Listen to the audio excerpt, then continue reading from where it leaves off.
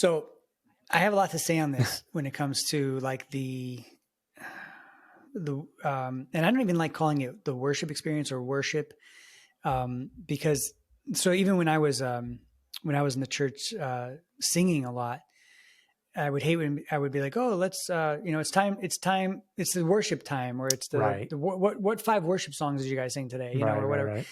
To me, it was always like, no, these are praise songs, or that's what I like. I didn't even like calling it worship, because worship is a lifestyle, right? It should be, it's what we do all day long with how we, with all aspects of our life is how we worship God. And if you just make it to singing or music, it takes away from the word I think, worship has right? been captured. Yeah. And I think it's totally wrong. Like even Agreed. worship band, right? Agreed. Like, so, but then I also look at 2 different aspects of worship where it's like, man, when we're in heaven, dude, like we're going to party. Like it's going to be insane. Be lit.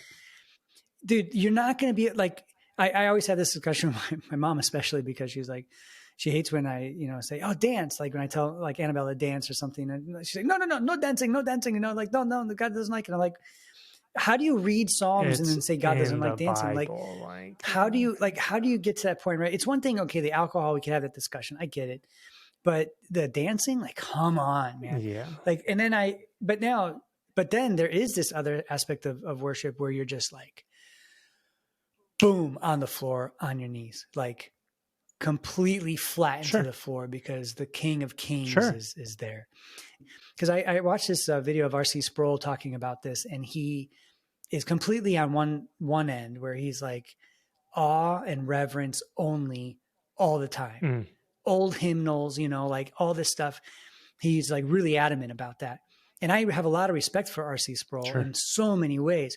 But on this sermon, I'm just like, yeah, I can't get there fully. I understand. I agree with what he's saying.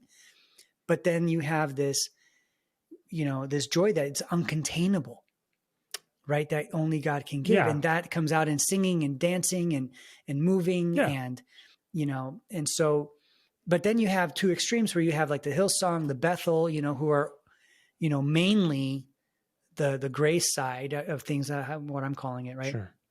And then not a lot of the reverence side in some ways, and people, and I say this because there's also commentators online who talk shit about both sides, right? They talk, they come from more that Hillsong Bethel state. And then they talk bad about people who, and listen, man, I've been in churches where it's stiff, right?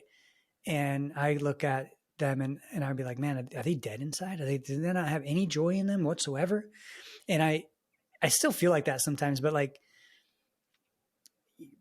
I don't know, maybe I'm wrong. Maybe it's just that culture is just raised to understand reverence more than this other culture, the American culture. American culture doesn't have a lot of reverence, right? For sure. And their approach to things.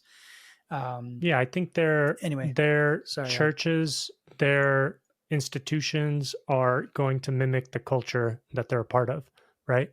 Good luck being joyful and gracious in your worship when you're a church in like communist Romania. Right.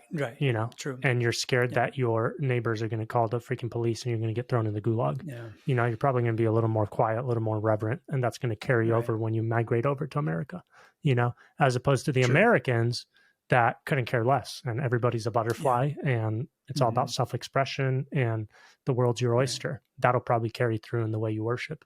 You know what I'm saying? Yeah. So I do think it's cultural. I also think that it's a grace of God that he allows for all of those things. And I don't know where the cutoff is, where God's like, I'm not accepting your worship. Yeah. Well, if it's not in worship, in spirit and truth, right? That's the cutoff. If it's not, worship, sincere, and but guess what? Response that's to truth. His call. Right? Ooh. That's his call. Because I could go to a church and it's Hillsongy, and I'm like, this is not for me, because my church sings hymns, and I like my church, and I like hymns because they're very truth.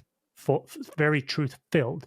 Maybe not what we consider very, actually they are spirit-filled because they are truth-filled. You see what I'm saying? But not like very energetic, very showy, very what we now today consider not spirit-filled, charismatic. Exactly, right? Yeah. And then you'll go to other churches where the songs are just like the same 3 words over and over with like a dope beat and everybody's into it and flags are waving and you're like, oh, very spirit-filled, very spirit-filled, but not very truth-filled. You see what I'm saying? Right. But all that to say, I wonder if God completely rejects their worship and their offering, or if it's just babies offering rabblers up to God while other people are offering adult offerings like steaks and, because even Paul says that you should be mature by now, but you're still children eating milk. He doesn't say you're not Christian. He doesn't say you're not saved. He doesn't say God's rejecting you and your worship. He doesn't say any of that. You're just infants. Some people have arrested development and a prolonged adolescence. You know what I'm saying?